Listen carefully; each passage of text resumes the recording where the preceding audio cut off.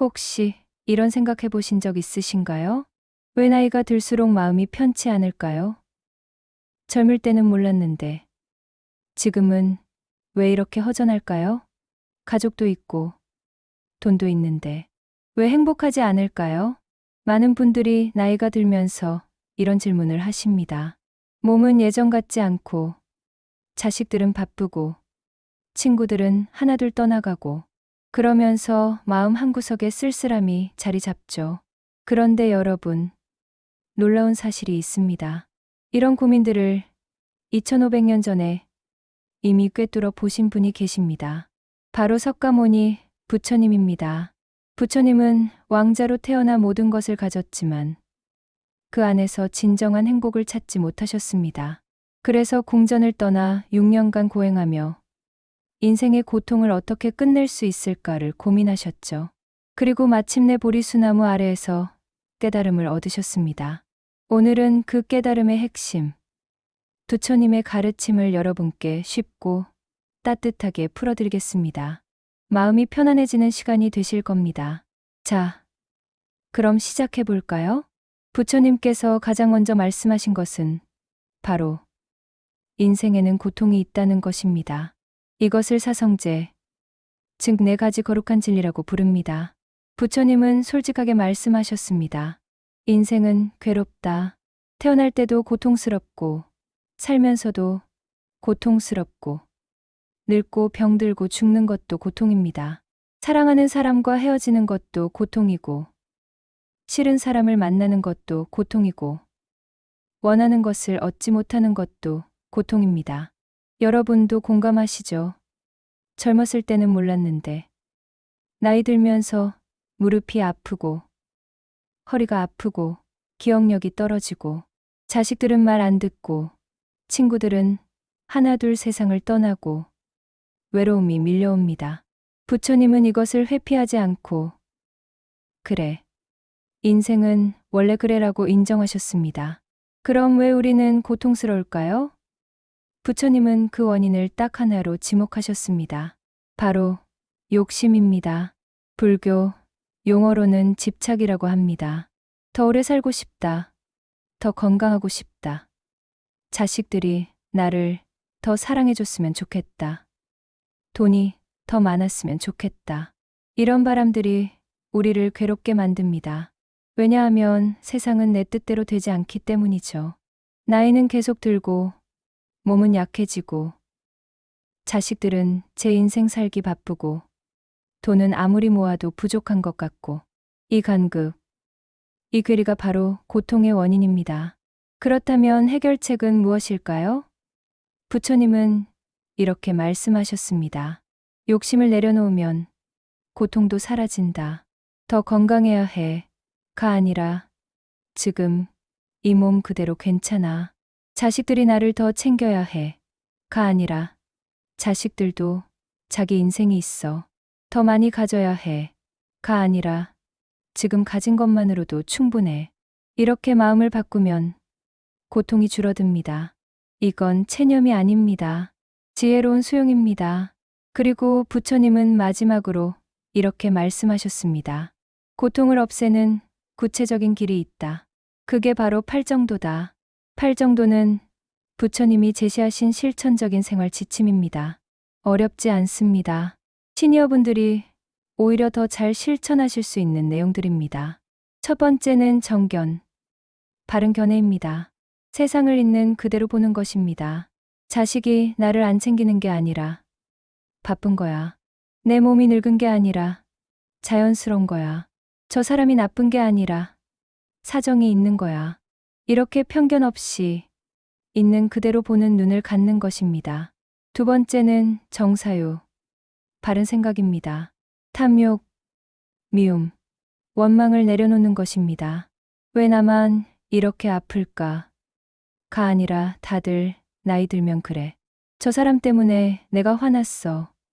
가 아니라 내가 마음을 편하게 먹으면 돼. 생각을 바꾸면 감정도 바뀝니다. 세 번째는 정어, 바른 말입니다. 거짓말, 험담, 상처 주는 말을 하지 않는 것입니다. 나이 들수록 말이 거칠어지기 쉽습니다. 자식에게, 며느리에게, 손주에게 쏘아붙이는 말들. 부처님은 말씀하셨습니다. 좋은 말 한마디가 천냥 빚을 갚는다고요. 따뜻한 말 한마디가 관계를 살립니다. 네 번째는 정업, 바른 행동입니다. 남에게 해를 끼치지 않는 행동을 하는 것입니다. 훔치지 않고, 때리지 않고, 속이지 않고, 대신 베풀고, 도와주고, 친절하게 대하는 것입니다. 시니어분들은 이미 평생 그렇게 사셨죠. 이제는 더 가볍게, 더 여유롭게 실천하시면 됩니다. 다섯 번째는 정명, 바른 생활입니다. 정직하게 생계를 유지하는 것입니다. 이미 은퇴하신 분들도 많으시겠지만 여전히 일하시는 분들은 정직하고 떳떳하게 사시는 것. 그게 바로 정명입니다. 그리고 은퇴 후에도 의미 있는 일상을 만드는 것도 정명입니다. 봉사활동, 취미생활, 손주 돌보기. 다 의미 있는 삶입니다. 여섯 번째는 정정진, 바른 노력입니다. 좋은 마음을 키우려 노력하는 것입니다. 나이 들면 뭐하러 노력해? 아닙니다. 나이 들어서도 마음은 계속 자랄 수 있습니다. 매일 아침 감사한 일 3가지를 떠올리기. 화가 날 때 심호흡 3번 하기. 자식에게 먼저 전화 걸기. 이런 작은 노력들이 모여서 마음이 평화로워집니다. 일곱 번째는 정념, 바른 마음 챙김입니다. 지금 이 순간에 깨어있는 것입니다. 과거를 후회하지 않고, 미래를 걱정하지 않고, 지금 이 순간을 온전히 느끼는 것입니다. 차 한 잔 마실 때, 그 맛을 온전히 느끼고, 산책할 때, 바람을 온전히 느끼고, 손주와 놀 때, 그 순간을 온전히 즐기는 것. 이게 바로 정념입니다. 여덟 번째는 정정, 바른 집중입니다. 마음을 고요하게 가라앉히는 것입니다. 명상이라고 하면 어렵게 느껴지시죠? 하지만 간단합니다. 하루 5분만 조용히 앉아서 눈을 감고 숨을 천천히 들이쉬고 내쉬면서 지금 여기에 집중하는 것. 그것만으로도 마음이 편안해집니다. 팔정도 외에도 부처님이 강조하신 3가지 중요한 개념이 있습니다. 첫 번째는 무상입니다. 모든 것은 변한다는 것이죠. 영원한 것은 없습니다. 젊음도 지나가고, 건강도 지나가고, 재산도 지나가고, 인기도 지나갑니다. 심지어 고통도 지나갑니다. 이걸 받아들이면 집착이 줄어듭니다. 언젠가는 헤어질 사람이야. 그러니 지금 이 순간 더 소중히 하자. 언젠가는 떠날 이 몸이야. 그러니 지금 내가 할 수 있는 걸 하자. 언젠가는 내려놓을 재산이야.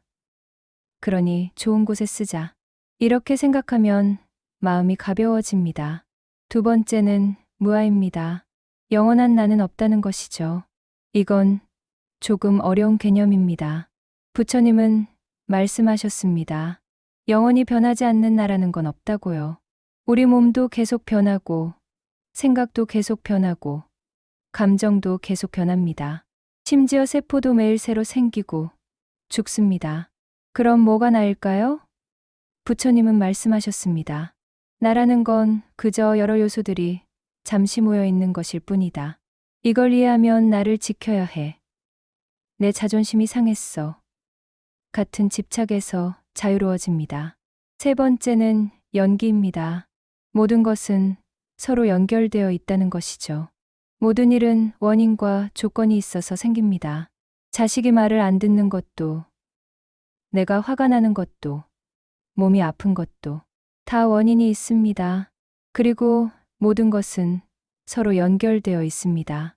내가 화내면 상대방도 화내고, 내가 웃으면 상대방도 웃고, 내가 베풀면 복이 돌아오고, 이게 바로 연기입니다. 그래서 부처님은 말씀하셨습니다. 나쁜 원인을 심지 말고 좋은 원인을 심어라. 여기서 중요한 게 있습니다. 불교는 부처님을 믿으세요. 가 아닙니다. 석가모니는 이렇게 말씀하셨습니다. 나를 믿지 말고 직접 경험하고 깨달으라. 절에 가서 복을 빌고 기도하고 제사 지내는 것도 좋습니다. 하지만 그것보다 더 중요한 건 직접 실천하는 것입니다. 명상하고 마음을 다스리고 자비롭게 행동하고 집착을 내려놓는 것. 이게 진짜 불교입니다. 머리로만 아는 게 아니라 몸으로 느끼고 마음으로 경험하는 것. 그게 부처님이 원하신 겁니다. 부처님의 가르침은 특히 시녀분들에게 큰 위로가 됩니다. 나이가 들면서 잃는 게 많습니다. 건강, 친구, 지위, 힘. 하지만 부처님은 말씀하십니다. 그게 자연스러운 거야. 모든 건 변하는 거야. 이걸 받아들이면 덜 괴롭습니다. 자식이 이렇게 해줬으면, 손주가 저렇게 됐으면, 이런 기대들을 조금씩 내려놓으세요. 기대가 줄어들면 실망도 줄어듭니다. 그리고 있는 그대로 사랑할 수 있습니다. 과거는 이미 갔고 미래는 아직 안 왔습니다. 우리에게 있는 건 지금 이 순간뿐입니다. 오늘 마시는 차 한 잔, 오늘 보는 하늘, 오늘 만나는 사람. 이 순간에 집중하세요. 그럼 인생이 풍요로워집니다. 자신에게도 다른 사람에게도 자비로운 마음을 가지세요. 나도 잘못할 수 있어. 저 사람도 사정이 있겠지. 이렇게 생각하면 마음이 편해집니다. 부처님께서는 우리에게 말씀하십니다. 인생의 고통은 피할 수 없지만 그 고통을 어떻게 받아들이느냐는 우리에게 달려 있다고요. 욕심을 줄이고 집착을 내려놓고 지금 이 순간에 감사하며 살면 고통은 줄어들고 평화가 찾아온다고요. 여러분, 생각해 보세요. 젊었을 때는 건강이 당연했지만 지금은 아침에 눈 뜨는 것만으로도 감사한 일입니다. 친구들과 웃고 떠들던 시간이 당연했지만 지금은 그 추억들이 얼마나 소중한지 알게 됩니다. 자식들이 집에 있던 시간이 당연했지만 지금은 가끔 들리는 전화 한 통이 얼마나 반가운지 알게 됩니다. 이게 바로 무상입니다. 모든 것이 변하기 때문에 지금 이 순간이 더 소중한 겁니다. 내일은 오늘보다 더 나빠질 수도 있고 더 좋아질 수도 있습니다. 그래서 오늘을 온전히 사는 것이 중요합니다. 부처님은 말씀하셨습니다. 과거에 연연하지 말고 미래를 걱정하지 말라고요. 과거는 이미 끝났고 미래는 아직 오지 않았습니다. 우리가 살 수 있는 건 오직 현재뿐입니다. 그렇다면 어떻게 현재를 살아야 할까요? 부처님은 팔정도를 통해 구체적인 방법을 알려주셨습니다. 바르게 보고, 바르게 생각하고, 바르게 말하고, 바르게 행동하는 것. 이 모든 것이 현재를 온전히 사는 방법입니다. 오늘 아침 일어나서 창밖을 보셨나요? 햇살이 들어오는 것을 느끼셨나요? 아침 식사를 하면서 그 맛을 온전히 느끼셨나요? 산책하면서 발밑의 땅을 느끼셨나요? 이 모든 것이 명상입니다. 이 모든 것이 팔정도의 실천입니다. 부처님의 가르침은 멀리 있지 않습니다. 절에 가야만, 경전을 읽어야만 배울 수 있는 게 아닙니다. 일상의 모든 순간이 수행의 기회입니다. 자식과 통화할 때, 손주와 놀 때, 이웃과 인사할 때, 혼자 차를 마실 때, 모든 순간이 깨달음의 기회입니다. 나이가 든다는 것은 축복입니다. 오랜 세월을 살면서 많은 것을 보고, 듣고, 경험했습니다. 그 경험들이 여러분을 지혜롭게 만들었습니다. 이제는 그 지혜를 바탕으로 마음의 평화를 누릴 때입니다. 부처님은 말씀하셨습니다. 행복은 밖에서 찾는 게 아니라 안에서 찾는 것이라고요. 더 많은 돈, 더 큰 집, 더 좋은 차. 이런 것들이 행복을 가져다 주지 않습니다. 진정한 행복은 마음의 평화에서 옵니다. 마음의 평화는 어디서 올까요? 욕심을 내려놓을 때, 집착을 버릴 때, 있는 그대로를 받아들일 때, 지금 이 순간에 감사할 때, 그때 마음의 평화가 찾아옵니다. 여러분, 오늘부터라도 시작해 보세요. 아침에 눈 뜨면 감사한 일 3가지를 떠올려 보세요. 밥 먹을 때는 그 맛을 온전히 느껴보세요. 화가 날 때는 심호흡을 3번 해보세요. 자식에게 먼저 전화를 걸어보세요. 이웃에게 먼저 인사해보세요. 이런 작은 실천들이 모여서 여러분의 삶을 바꿀 것입니다. 처음에는 어색하고 어려울 수 있습니다. 하지만 계속하다 보면 자연스러워집니다. 그리고 어느 순간 여러분은 깨닫게 될 것입니다. 마음이 가벼워졌다는 것을, 웃음이 많아졌다는 것을, 하루하루가 감사하다는 것을요. 석가모니 부처님의 가르침은 어렵지 않습니다. 욕심을 줄이고 지금을 살고 자비롭게 대하라. 이 3가지만 기억하셔도 됩니다. 이 3가지만 실천하셔도 여러분의 삶은 충분히 평화로워질 것입니다. 여러분, 나이가 든다는 건 축복입니다. 오랜 인생을 살면서 많은 걸 배우고 많은 걸 경험하고 이제 마음의 평화를 누릴 자격이 생긴 겁니다. 부처님께서 말씀하신 가르침 중에 특히 시니어분들께 와닿는 이야기가 하나 더 있습니다. 바로 사서법이라는 것입니다. 이것은 사람들과 어떻게 조화롭게 살아갈 것인가에 대한 가르침입니다. 첫 번째는 보시입니다. 베푸는 것이죠. 돈이나 물건만 베푸는 게 아닙니다. 미소도 베풀 수 있고 따뜻한 말도 베풀 수 있고 시간도 베풀 수 있습니다. 손주에게 이야기를 들려주는 것, 이웃에게 반찬을 나눠주는 것, 친구에게 위로의 말을 건네는 것, 이 모든 게 보시입니다. 나이가 들면 베풀 게 없다고 생각하기 쉽습니다. 돈도 많지 않고 힘도 없고 할 수 있는 게 별로 없다고 느끼죠. 하지만 부처님은 말씀하셨습니다. 가장 큰 보시는 무제칠시, 즉근 없이도 할 수 있는 7가지 베풀미라고요. 눈으로 따뜻하게 바라봐 주는 것, 얼굴에 미소를 짓는 것, 부드러운 말을 하는 것, 몸으로 도와주는 것, 마음으로 배려하는 것, 자리를 양보하는 것, 함께 쉴 곳을 마련해 주는 것. 이 모든 게 돈 한 푼 들지 않는 보시입니다. 두 번째는 에어입니다. 사랑스러운 말, 부드러운 말을 하는 것이죠. 나이가 들수록 말이 거칠어지기 쉽습니다. 세상이 마음에 안 들고 젊은 사람들이 이해가 안 되고 자식들이 답답하고 그러다 보면 자연스럽게 말이 날카로워집니다. 하지만 부처님은 말씀하셨습니다. 말 한마디로 천냥 빚을 갚기도 하고 말 한마디로 천냥 빚을 지기도 한다고요. 특히 가족에게 하는 말이 중요합니다. 자식에게, 며느리에게, 사위에게, 손주에게 따뜻한 말 한마디가 관계를 살립니다. 어떤 할머니가 계셨습니다. 며느리가 해주는 음식이 늘 마음에 안 들었습니다. 짜기도 하고 싱겁기도 하고 맛이 없기도 했죠. 그래서 늘 불평했습니다. 이건 왜 이래? 저건 왜 저래? 며느리는 점점 지쳐갔고 집안 분위기도 나빠졌습니다. 그러던 어느 날 할머니가 절에 갔다가 스님의 법문을 들었습니다. 에어에 대한 이야기였죠. 집에 돌아온 할머니는 마음을 고쳐먹었습니다. 며느리가 차려준 밥상을 보고 말했습니다. 고생했네. 맛있겠다. 그 한마디에 며느리의 눈에 눈물이 글썽였습니다. 그 이후로 할머니는 에어를 실천했습니다.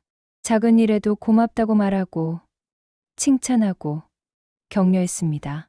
그러자 신기하게도 며느리의 요리 솜씨가 좋아졌습니다. 아니, 솜씨가 좋아진 게 아니라 할머니의 마음이 바뀐 거였죠. 집안 분위기도 좋아졌고 가족 모두가 행복해졌습니다. 세 번째는 이행입니다. 남에게 이로운 행동을 하는 것이죠. 꼭 큰일을 할 필요는 없습니다. 작은 친절, 작은 배려가 모여서 큰 선이 됩니다. 길에서 넘어진 사람을 일으켜주는 것, 무거운 짐을 들어주는 것, 길을 잃은 사람에게 방향을 알려주는 것, 외로운 이웃에게 말벗이 되어주는 것. 이 모든 게 이행입니다. 어떤 할아버지가 계셨습니다. 은퇴 후 집에만 계시다가 무료해서 동네 경로당에 나가기 시작했습니다. 거기서 다른 어르신들을 만났는데 혼자 사시는 분들이 많았습니다. 특히 한 할머니는 자식들이 모두 외국에 나가 계셔서 명절에도 혼자 지내셨습니다. 할아버지는 명절 때마다 그 할머니를 자기 집으로 초대했습니다. 처음엔 할머니가 사양했지만 할아버지 부부의 정성에 결국 오시게 됐습니다. 함께 명절 음식을 먹고 이야기를 나누고 웃으며 시간을 보냈습니다. 그 할머니는 말씀하셨습니다. 여러분 덕분에 명절이 명절 같네요. 그 후로 할아버지는 동네의 외로운 어르신들을 챙기기 시작했습니다. 함께 산책도 하고 차도 마시고 이야기도 나눴습니다. 할아버지 자신도 외롭지 않았고 다른 어르신들도 행복해했습니다. 이게 바로 이행입니다. 네 번째는 동사입니다. 함께 한다는 것이죠. 같은 처지를 이해하고 함께 기뻐하고 함께 슬퍼하는 것입니다. 특히 시니어분들끼리는 이 동사가 중요합니다. 서로의 아픔을 이해하고 서로를 위로하고 함께 웃을 수 있으니까요. 부처님은 이 사서법을 통해 사람들과 조화롭게 살아가는 방법을 가르치셨습니다. 베풀고 부드럽게 말하고 이로운 행동을 하고 함께하는 것. 이것이 행복한 노년을 보내는 비결입니다. 그런데 여러분, 이 모든 가르침의 핵심에는 자비라는 마음이 있습니다. 자비는 불교에서 가장 중요한 덕목입니다. 자비는 두 가지로 나뉩니다. 자는 즐거움을 주는 것이고 비는 고통을 덜어주는 것입니다. 남이 행복하면 함께 기뻐하고 남이 고통받으면 함께 아파하는 마음. 이게 자비입니다. 그런데 이 자비는 남에게만 베푸는 게 아닙니다. 자기 자신에게도 자비를 베풀어야 합니다. 많은 시니어분들이 자신에게 너무 가혹합니다.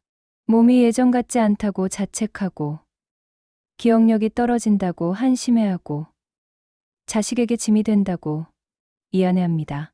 하지만 부처님은 말씀하셨습니다.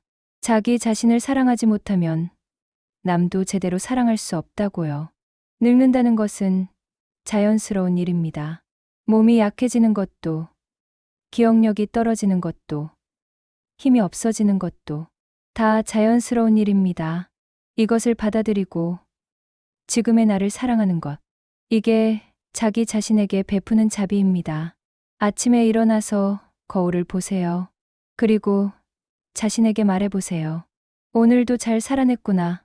고생 많았어. 사랑해. 처음엔 어색하고 쑥스러울 수 있습니다. 하지만 계속하다 보면 자연스러워집니다. 그리고 자신을 사랑하게 됩니다. 자신을 사랑하면 남도 사랑할 수 있습니다. 자식에게 미안해하지 않고, 며느리에게 눈치 보지 않고, 손주에게 당당하게 사랑을 줄 수 있습니다. 이게 자비의 힘입니다. 부처님께서는 또한 중도에 대해 말씀하셨습니다. 중도는 극단을 피하고 중간을 가는 것입니다. 너무 엄격하지도 않고 너무 방종하지도 않은 것이죠. 어떤 분들은 나이가 들어서 너무 자신을 혹사합니다. 아직도 젊은 사람처럼 일하고 무리하게 운동하고 쉬지 않고 일합니다. 몸이 버티지 못한다고 신호를 보내도 무시합니다. 이것은 극단입니다. 반대로 어떤 분들은 너무 방치합니다. 아무것도 하지 않고 움직이지 않고 그냥 누워만 있습니다. 이것도 극단입니다. 부처님이 말씀하신 중도는 적절한 균형입니다. 몸을 움직이되 무리하지 않고 쉬되 너무 게으르지 않고 넋대 과하지 않고 절제하되 너무 엄격하지 않은 것. 이게 중도입니다. 중도는 마음에도 적용됩니다. 너무 낙관적이지도 너무 비관적이지도 않은 것. 현실을 있는 그대로 보되 희망을 잃지 않는 것. 과거에 집착하지도 않고 미래를 지나치게 걱정하지도 않으며 현재를 사는 것. 이게 중도입니다. 어떤 할머니가 계셨습니다. 당뇨병 진단을 받으셨죠. 처음엔 너무 낙관적이셨습니다. 괜찮아. 나는 건강해. 약 안 먹어도 돼. 그러다가 병이 악화됐습니다. 그러자 이번엔 너무 비관적이 되셨습니다. 난 이제 끝이야. 곧 죽을 거야. 아무 희망이 없어. 그러다가 부처님의 중도 사상을 접하게 됐습니다. 할머니는 깨달았습니다. 병을 부정하지도 않고 과도하게 두려워하지도 않으면 되는구나. 있는 그대로 받아들이고 할 수 있는 최선을 다하면 되는구나. 그 후로 할머니는 규칙적으로 약을 드시고 적절히 운동하고 식단을 조절하셨습니다. 하지만 너무 엄격하지는 않았습니다. 가끔은 좋아하는 음식도 드시고 손주와 놀 때는 마음껏 웃으셨습니다. 병이 완전히 낫지는 않았지만 할머니는 행복하게 지내셨습니다. 이게 중도입니다. 부처님의 가르침 중에는 업과 윤회에 대한 이야기도 있습니다. 업은 우리가 하는 모든 행동과 그 결과를 말합니다. 좋은 행동을 하면 좋은 결과가 오고 나쁜 행동을 하면 나쁜 결과가 옵니다. 어떤 분들은 이렇게 말씀하십니다. 나는 평생 착하게 살았는데 왜 이렇게 힘들까? 저 사람은 나쁜 짓을 했는데 왜 잘 사는 걸까? 이것은 업을 잘못 이해한 것입니다. 업은 즉시 결과를 보여주지 않을 수 있습니다. 씨앗을 심으면 바로 열매가 맺히는 게 아니듯이 업도 시간이 필요합니다. 그리고 보이지 않는 복도 있습니다. 건강, 평화로운 마음, 좋은 관계, 이 모든 게 복입니다. 여러분이 평생 선하게 살아오셨다면 그 자체가 이미 큰 복입니다. 마음이 편안하고 양심에 거리끼는 게 없고 당당하게 살 수 있다는 것. 이게 가장 큰 복입니다. 그리고 여러분이 심은 좋은 씨앗은 자손에게도 영향을 미칩니다.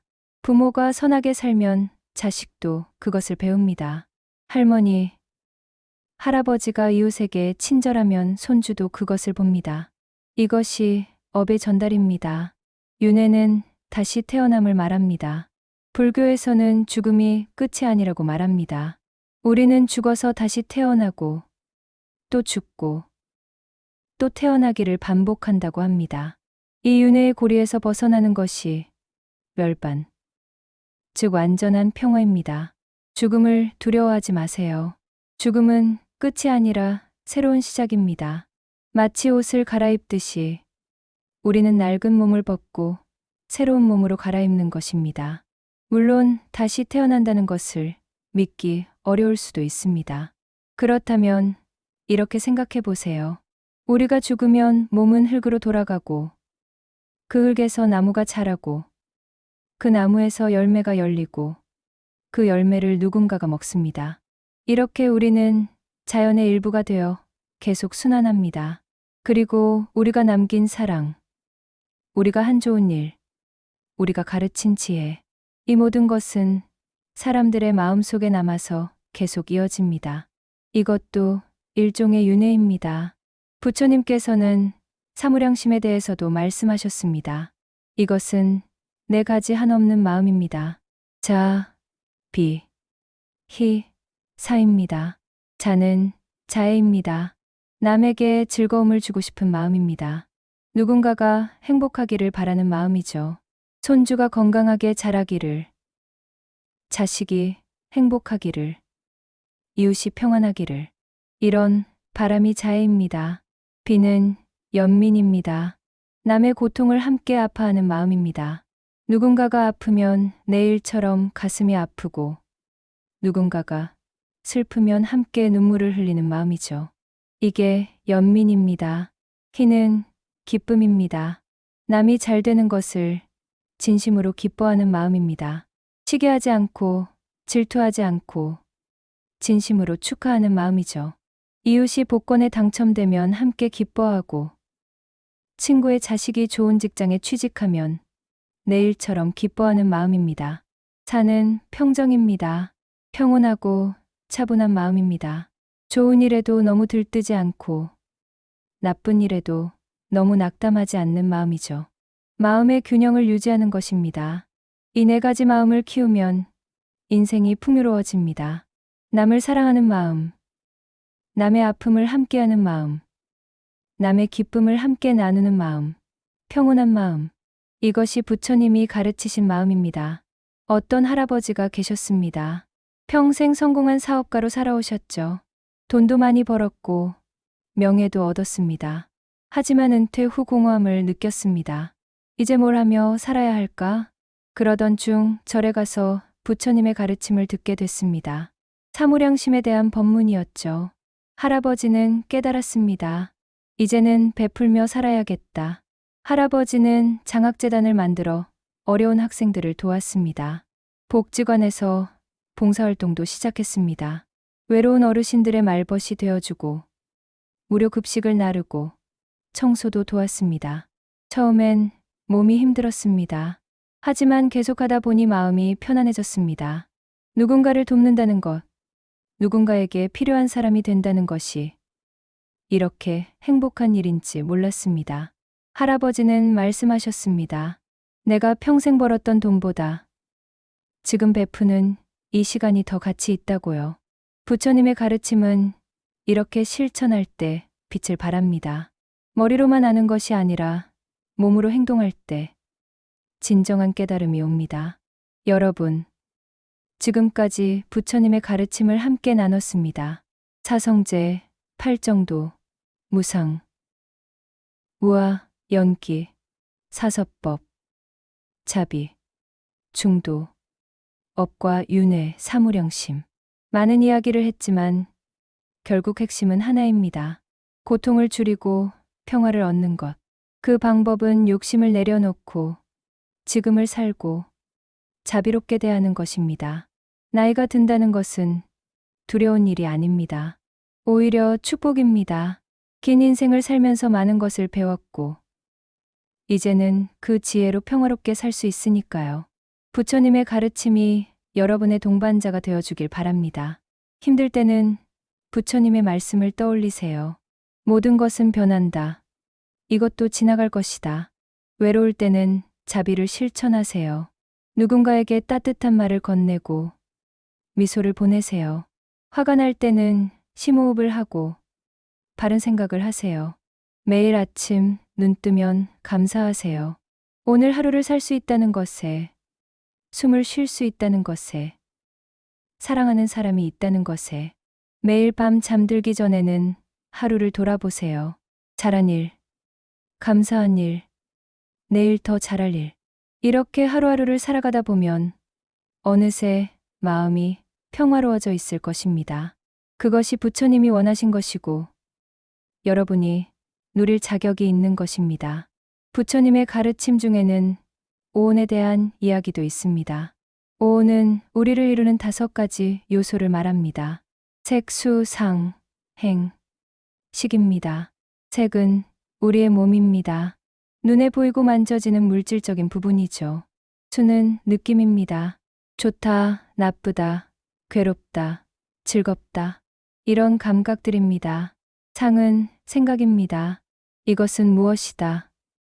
저것은 어떻다. 이런 인식들이죠. 행은 의지입니다. 하고 싶다. 하기 싫다. 이런 마음의 움직임입니다. 식은 의식입니다. 모든 것을 아는 마음이죠. 부처님은 말씀하셨습니다. 이 5가지가 모여서 우리가 된다고요. 그리고 이것들은 모두 변한다고요. 몸도 변하고, 느낌도 변하고, 생각도 변하고, 의지도 변하고, 의식도 변합니다. 그래서 영원한 나라는 건 없다고 하신 겁니다. 이것을 이해하면 집착에서 벗어날 수 있습니다. 내 몸이 늙고 병드는 것을 받아들일 수 있습니다. 왜냐하면 몸은 원래 변하는 것이니까요. 내 감정이 오락가락하는 것도 괜찮습니다.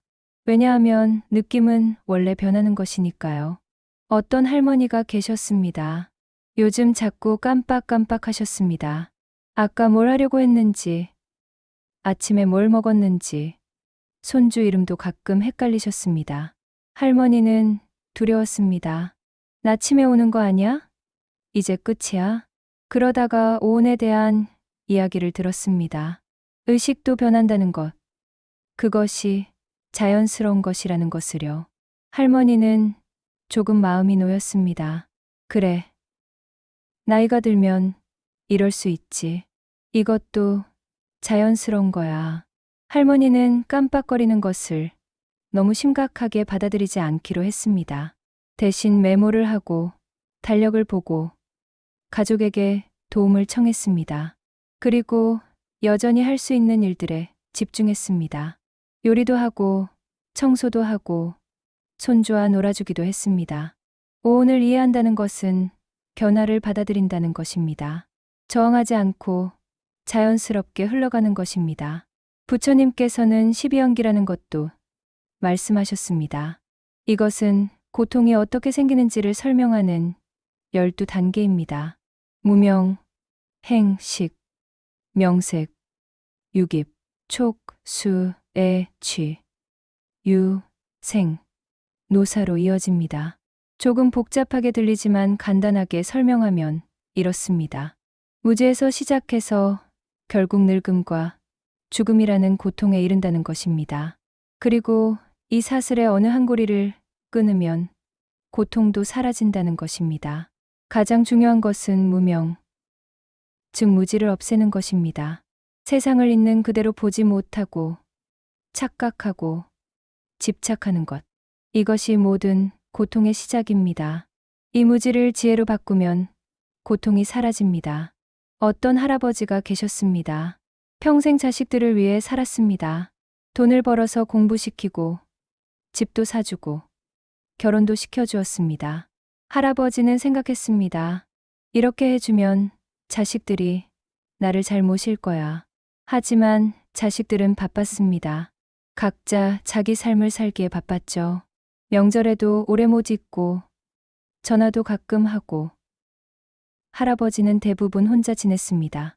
할아버지는 배신감을 느꼈습니다. 내가 이렇게 해줬는데 그러다가 12연기에 대한 법문을 들었습니다. 할아버지는 깨달았습니다. 아, 내가 무명에 빠져 있었구나. 자식들을 위해 베푼 것이 아니라 대가를 바라고 베풀었구나. 이것이 집착이었구나.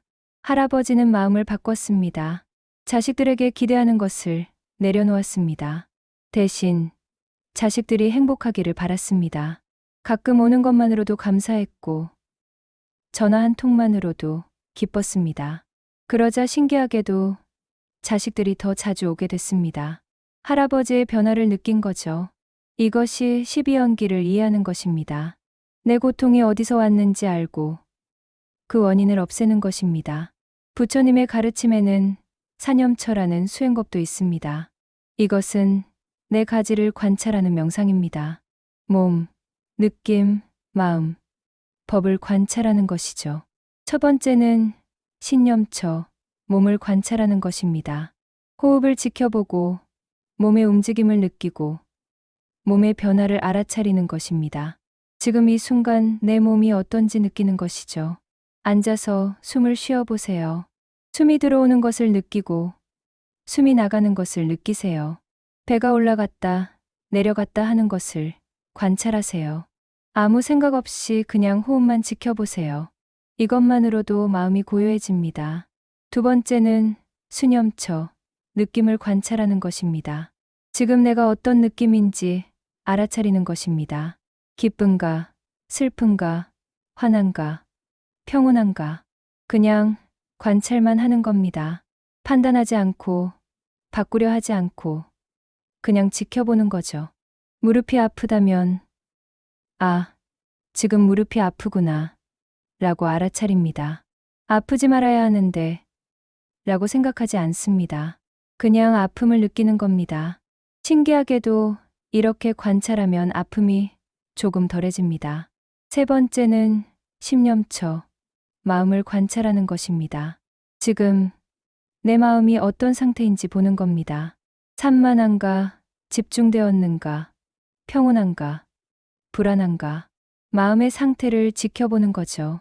자식 생각이 나면, 아, 지금 자식 생각을 하고 있구나, 라고 알아차립니다. 자식 생각을 하면 안 되는데, 라고 억누르지 않습니다. 그냥 관찰만 합니다. 그러면 생각이 자연스럽게 지나갑니다. 네 번째는 법념처, 모든 현상을 관찰하는 것입니다. 이것은 조금 어려운데 세상의 이치를 깨닫는 것입니다. 모든 것이 변한다는 것, 모든 것이 연결되어 있다는 것, 영원한 것은 없다는 것. 이런 진리를 직접 체험하는 거죠. 이 사념처를 꾸준히 수행하면 마음이 맑아집니다. 그리고 지혜가 생깁니다. 세상을 있는 그대로 볼 수 있게 됩니다. 어떤 할머니가 계셨습니다. 불면증이 심했습니다. 밤에 잠을 못 자고 뒤척이며 온갖 걱정을 했습니다. 자식 걱정, 돈 걱정, 건강 걱정. 끝이 없었습니다. 그러다가 사념처 명상을 배웠습니다. 잠들기 전에 누워서 호흡을 관찰하기 시작했습니다. 숨이 들어오고 나가는 것을 지켜봤습니다. 처음엔 잡념이 많았지만 계속하다 보니 마음이 고요해졌습니다. 걱정이 떠오르면 그냥 관찰했습니다. 아, 지금 자식 걱정을 하고 있구나. 그리고 다시 호흡으로 돌아왔습니다. 몇 주 후 할머니는 잠을 잘 자게 됐습니다. 그리고 낮에도 마음이 더 평온해졌습니다. 부처님께서는 육바라밀이라는 것도 말씀하셨습니다. 이것은 저 언덕으로 건너가는 6가지 방법입니다. 보시, 지계, 인욕, 정진, 선정, 지혜입니다. 보시는 베푸는 것입니다. 앞서 말씀드렸듯이 물질뿐 아니라 미소, 말, 시간도 베풀 수 있습니다. 베풀면 마음이 넉넉해집니다. 지게는 계율을 지키는 것입니다. 살생하지 않고, 도둑질하지 않고, 거짓말하지 않고, 술에 취하지 않는 것. 이런 기본적인 도덕을 지키는 것입니다. 시니어분들은 이미 평생 그렇게 사셨죠. 인욕은 참는 것입니다. 화를 참고, 괴로움을 참고, 모욕을 참는 것입니다. 하지만 이것은 억지로 참는 것이 아닙니다. 이해하고 받아들이는 것입니다. 며느리가 무례하게 굴어도 아, 저 사람도 스트레스가 많겠구나 라고 이해하는 것입니다.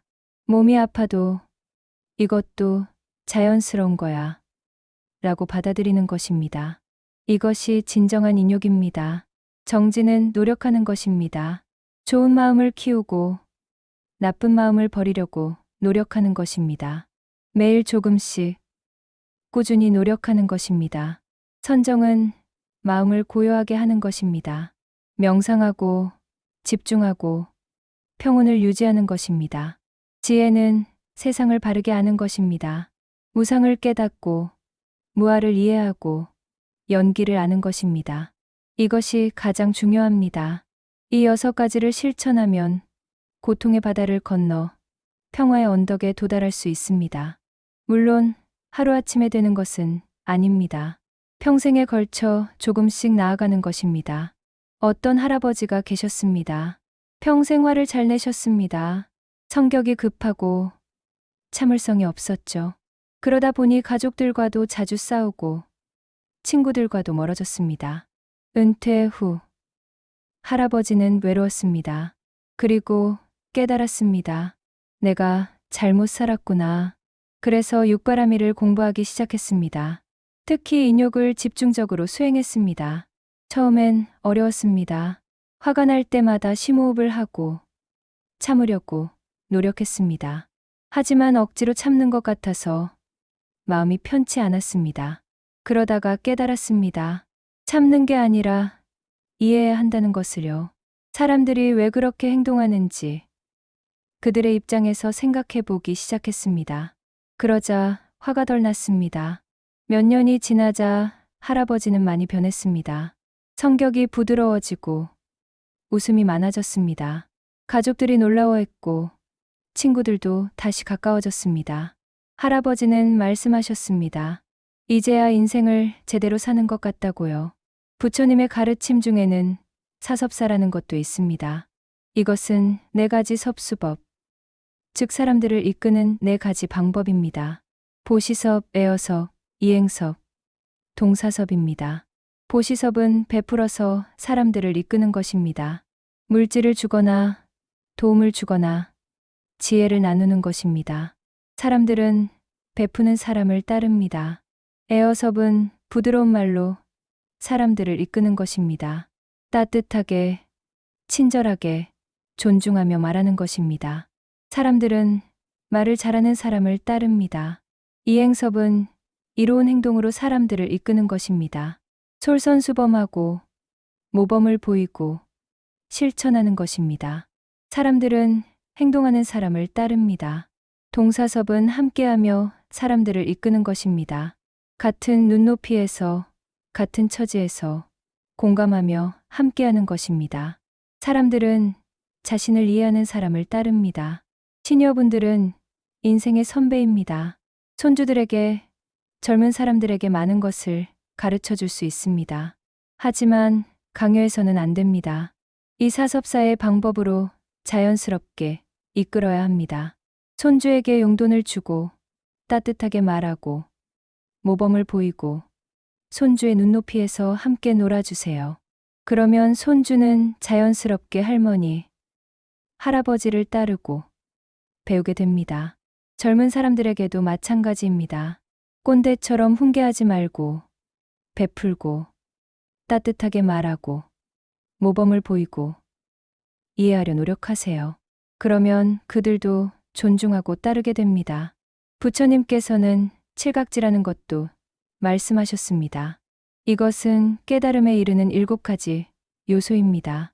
염, 택법, 정진, 희, 경안, 정, 사입니다. 염은 알아차림입니다. 지금 이 순간을 깨어서 보는 것입니다. 택법은 가르침을 선택하는 것입니다. 무엇이 옳고 그른지 분별하는 것이죠. 정진은 노력하는 것입니다. 희는 기쁨입니다. 수행하는 것이 즐거운 것입니다. 경안은 가벼움입니다. 몸과 마음이 가벼워지는 것입니다. 정은 집중입니다. 마음이 흔들리지 않고 고요한 것입니다. 사는 평온입니다. 완전한 평화의 상태입니다. 이 7가지가 균형을 이루면 깨달음에 이른다고 합니다. 하나만 강하거나 하나만 약해서는 안 됩니다. 모두 고르게 발전시켜야 합니다. 어떤 할머니가 계셨습니다. 명상을 너무 열심히 하셨습니다. 하루 종일 앉아서 명상만 했습니다. 그러다 보니 몸은 아프고 가족들과도 소원해지고 일상생활도 못하게 됐습니다. 스님이 말씀하셨습니다. 명상도 좋지만 균형이 필요하다고요. 명상도 하고 일상생활도 하고 가족도 돌보고 베풀기도 하라고요. 그것이 중도이고 칠각지의 균형이라고요. 할머니는 깨달았습니다. 그래서 하루에 1시간만 명상하고 나머지 시간은 가족을 돌보고 집안일을 하고 봉사활동도 했습니다. 그러자 오히려 명상이 더 깊어졌고 마음도 더 평화로워졌습니다. 부처님의 가르침은 이렇게 균형을 강조합니다. 너무 치우치지 말고 극단에 빠지지 말고 중용을 지키라고 하십니다. 여러분, 지금까지 부처님의 깊은 가르침들을 함께 나눴습니다. 오온, 12연기, 사념처, 육바라밀, 사섭사, 칠각지. 많은 개념들이 나왔지만 모두 하나를 가리킵니다. 고통에서 벗어나 평화에 이르는 길입니다. 이 모든 가르침을 한 번에 다 실천할 필요는 없습니다. 여러분에게 와닿는 것 하나만 선택해서 실천해 보세요. 매일 감사하기, 매일 호흡 관찰하기, 매일 따뜻한 말하기. 하나만 꾸준히 해도 삶이 변합니다. 부처님은 우리에게 완벽을 요구하지 않으셨습니다. 그저 조금씩 꾸준히 자신의 속도로 나아가라고 하셨습니다. 넘어져도 괜찮습니다. 다시 일어나면 됩니다. 실수해도 괜찮습니다. 다시 시작하면 됩니다. 중요한 것은 방향입니다. 욕심을 줄이는 방향, 자비를 키우는 방향, 지혜를 얻는 방향. 이 방향으로 조금씩 나아가면 됩니다. 그러면 언젠가는 평화에 도달할 것입니다. 부처님의 가르침 중에는 오계라는 것이 있습니다. 이것은 불교 신자들이 지켜야 할 5가지 기본 계율입니다. 불살생, 불투도, 불사음, 불망어, 불음주입니다. 불살생은 생명을 죽이지 않는 것입니다. 사람은 물론이고 동물, 곤충까지도 함부로 죽이지 않는 것이죠. 생명은 모두 소중하니까요.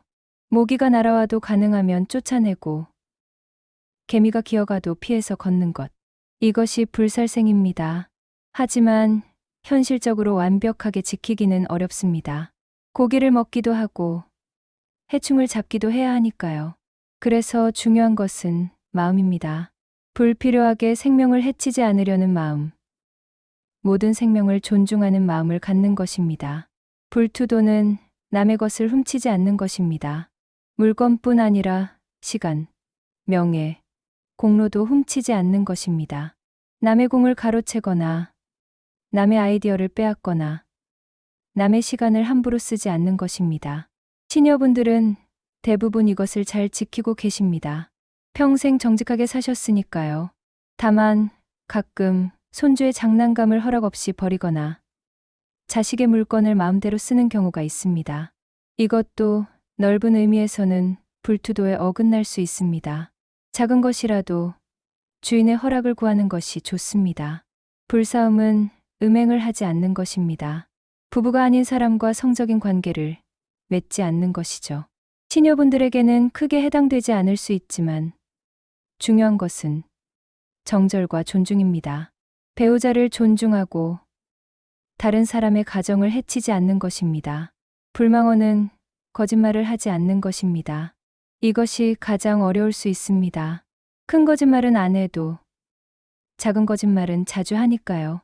괜찮아, 안 아파, 상관없어. 이런 말들도 사실은 거짓말일 수 있습니다. 하지만 부처님은 말씀하셨습니다. 거짓말보다 더 나쁜 것은 말로 상처 주는 것이라고요. 진실이라도 상대를 해치는 말은 하지 말라고 하셨습니다.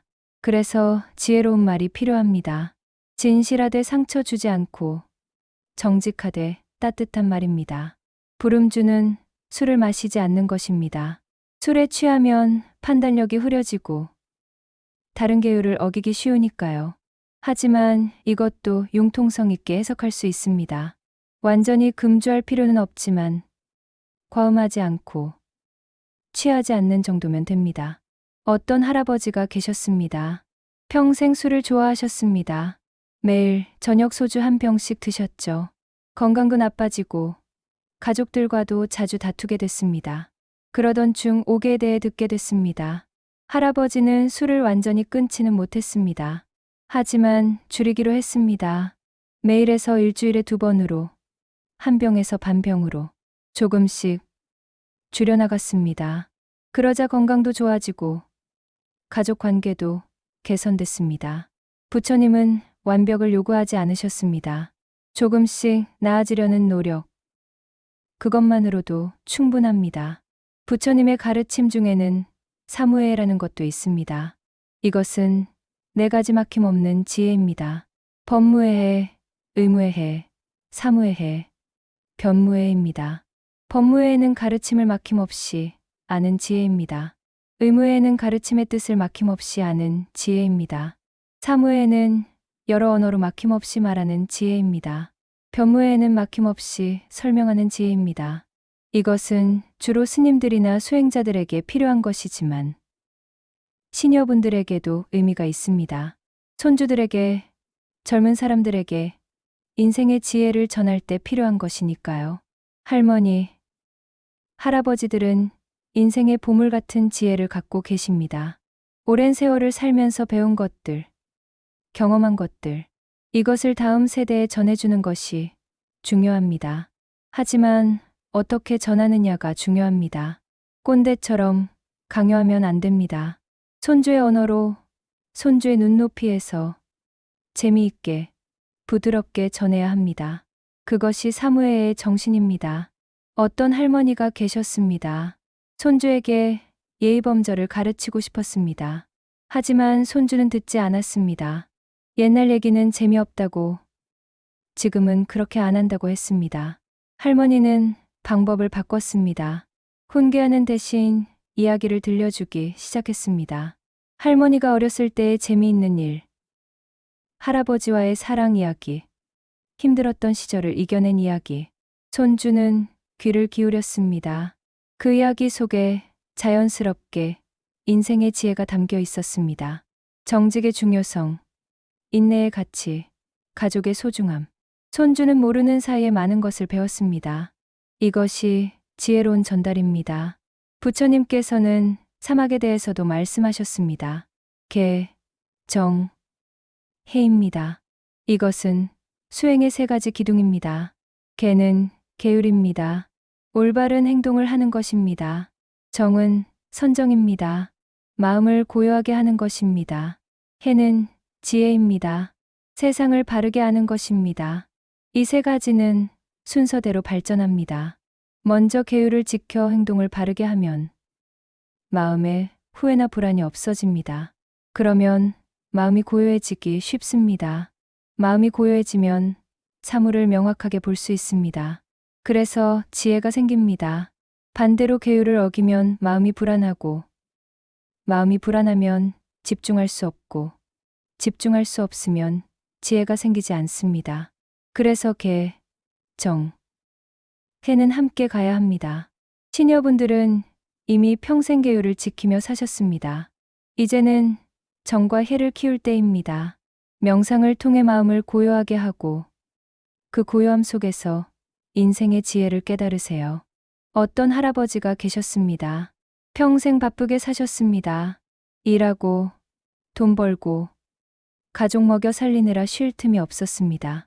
은퇴 후에도 마음은 여전히 바빴습니다. 이것 걱정, 저것 걱정. 그러다가 명상을 배우게 됐습니다. 처음엔 어색했습니다. 가만히 앉아 있는 것이 답답했습니다. 하지만 매일 조금씩 연습했습니다. 5분, 10분, 15분. 점점 시간을 늘려갔습니다. 몇 달 후 할아버지는 변화를 느꼈습니다. 마음이 차분해졌습니다. 걱정이 줄어들었습니다. 그리고 많은 것이 보이기 시작했습니다. 진짜 중요한 것과 중요하지 않은 것. 집착해야 할 것과 놓아야 할 것. 지혜가 생긴 것입니다. 부처님께서는 사정근에 대해서도 말씀하셨습니다. 이것은 네 가지 바른 노력입니다. 이미 생긴 악을 끊고, 아직 생기지 않은 악을 막고, 아직 생기지 않은 선을 일으키고, 이미 생긴 선을 키우는 것입니다. 쉽게 말하면 나쁜 것은 줄이고, 좋은 것은 늘리는 것입니다. 매일 조금씩 나아지려고 노력하는 것입니다. 이미 생긴 악을 끊는다는 것은 나쁜 습관을 고치는 것입니다. 화를 잘 낸다면 화를 줄이고, 험담을 한다면 험담을 줄이는 것입니다. 완전히 없애기는 어려워도 조금씩 줄여나가는 것입니다. 아직 생기지 않은 악을 막는다는 것은 예방하는 것입니다. 화가 날 것 같은 상황을 피하고 험담할 것 같은 자리를 피하는 것입니다. 미리미리 조심하는 것입니다. 아직 생기지 않은 선을 일으킨다는 것은 새로운 좋은 습관을 만드는 것입니다. 명상을 시작하고 봉사를 시작하고 독서를 시작하는 것입니다. 이미 생긴 선을 키운다는 것은 좋은 습관을 유지하고 발전시키는 것입니다. 명상을 계속하고 봉사를 계속하고 더 깊이 공부하는 것입니다. 어떤 할머니가 계셨습니다. 평생 걱정이 많으셨습니다. 자식 걱정, 돈 걱정, 건강 걱정. 끝이 없었습니다. 그리고 걱정하다 보면 자꾸 부정적인 생각이 들었습니다. 할머니는 사정근을 실천하기로 했습니다. 첫째, 이미 생긴 부정적인 생각을 끊기 위해 생각을 돌리는 연습을 했습니다. 걱정이 떠오르면 감사한 일을 떠올렸습니다. 둘째, 아직 생기지 않은 부정적인 생각을 막기 위해 뉴스 보는 것을 줄였습니다. 부정적인 뉴스를 보면 걱정이 늘어나니까요. 셋째, 아직 생기지 않은 긍정적인 생각을 일으키기 위해 감사 일기를 쓰기 시작했습니다. 매일 밤 감사한 일 3가지를 적었습니다. 넷째, 이미 생긴 긍정적인 생각을 키우기 위해 좋은 책을 읽고 좋은 사람들을 만났습니다. 몇 달 할머니의 마음은 많이 밝아졌습니다. 여전히 걱정이 없는 것은 아니지만 예전보다 훨씬 줄어들었습니다. 그리고 감사하는 마음이 늘어났습니다. 부처님께서는 삼법인에 대해서도 말씀하셨습니다. 이것은 불교의 세 가지 근본 진리입니다. 재행무상, 재법무아, 일체계고입니다. 재행무상은 모든 것은 변한다는 것입니다. 앞서 무상에 대해 말씀드렸죠. 젊음도, 건강도, 재산도, 관계도, 모든 것이 변합니다. 영원한 것은 없습니다. 이것을 깊이 이해하면 집착이 줄어듭니다. 어차피 변할 것인데 왜 집착하나요? 대신 지금 이 순간을 소중히 하게 됩니다. 재법무아는 모든 것에 고정된 실체가 없다는 것입니다. 앞서 무아에 대해서도 말씀드렸습니다. 나라는 것도 사물도 모든 것이 교권에 따라 잠시 존재할 뿐입니다. 이것을 이해하면 자아에 대한 집착이 줄어듭니다. 내 명예, 내 자존심, 내 것, 이런 집착들이 줄어듭니다. 일체계고는 모든 것은 괴롭다는 것입니다. 이것은 비관적으로 들릴 수 있지만 사실은 현실을 있는 그대로 보는 것입니다. 인생에는 고통이 있다는 것을 인정하는 것입니다. 하지만 이것은 절망이 아닙니다. 오히려 희망입니다. 고통을 인정해야 고통에서 벗어날 방법을 찾을 수 있으니까요. 부처님은 고통이 있다고 말씀하신 후 고통을 없애는 방법도 알려주셨습니다. 어떤 할아버지가 계셨습니다. 암 진단을 받으셨습니다. 처음엔 부정했습니다. 나는 괜찮아. 잘못된 진단이야. 그러다가 분노했습니다. 왜 하필 나야? 그러다가 우울해졌습니다. 이제 끝이구나. 그러던 중 삼법인에 대해 듣게 됐습니다. 할아버지는 깨달았습니다. 모든 것은 변한다. 건강도 변하고 병도 변한다. 고정된 것은 없다. 그리고 인생에는 원래 고통이 있다. 이것을 받아들여야 한다. 할아버지는 병을 받아들였습니다. 부정하지도 과도하게 두려워하지도 않았습니다. 그리고 할 수 있는 최선을 다했습니다. 치료를 받고 건강하게 먹고 긍정적으로 생각했습니다. 그리고 무엇보다 지금을 살았습니다. 내일은 모르지만 오늘은 살아있다. 오늘을 감사하고 오늘을 즐기고 오늘을 의미 있게 보냈습니다. 가족과 시간을 보내고 좋아하는 일을 하고 남에게 베풀었습니다. 몇 년 후 할아버지는 여전히 살아계십니다. 병은 완전히 낫지 않았지만 할아버지는 행복합니다. 삼법인을 이해했기 때문입니다. 여러분, 부처님의 가르침은 이렇게 실용적입니다. 철학이 아니라 삶의 지혜입니다. 일상에서 바로 적용할 수 있는 가르침입니다. 나이가 든다는 것, 몸이 약해진다는 것, 친구가 떠난다는 것, 이 모든 것이 무상입니다. 변화입니다. 이것을 받아들이면 마음이 편해집니다. 나라는 것에 너무 집착하지 마세요. 내 체면, 내 자존심, 내 고집, 이것들을 조금씩 내려놓으세요. 그러면 마음이 가벼워집니다. 인생에 고통이 있다는 것을 인정하세요. 아픔도, 외로움도, 상실도 다 인생의 일부입니다. 이것을 받아들이면 덜 괴롭습니다. 그리고 고통을 없애는 방법을 실천하세요. 욕심을 줄이고 지금을 살고 자비롭게 대하세요. 그러면 평화가 찾아옵니다. 부처님의 가르침이 여러분의 남은 인생의 등불이 되길 바랍니다. 어두울 때 비춰주고 헤맬 때 길을 알려주고 힘들 때 위로가 되길 바랍니다. 여러분은 오랜 인생을 살아오시며 이미 많은 것을 깨달으셨을 것입니다. 부처님의 가르침은 그것을 정리하고 확인하고 더 깊이 이해하는 데 도움을 줄 것입니다. 매일 조금씩 실천하세요. 완벽하지 않아도 괜찮습니다. 넘어져도 괜찮습니다. 다시 일어나면 됩니다. 중요한 것은 방향입니다. 평화를 향해, 지혜를 향해, 자비를 향해 나아가는 것입니다. 그 길 위에서 여러분은 진정한 행복을 발견하실 것입니다. 물질적인 행복이 아니라 마음의 평화, 영혼의 자유, 존재의 기쁨을 느끼실 것입니다. 그것이 부처님이 우리에게 주고 싶으셨던 선물입니다.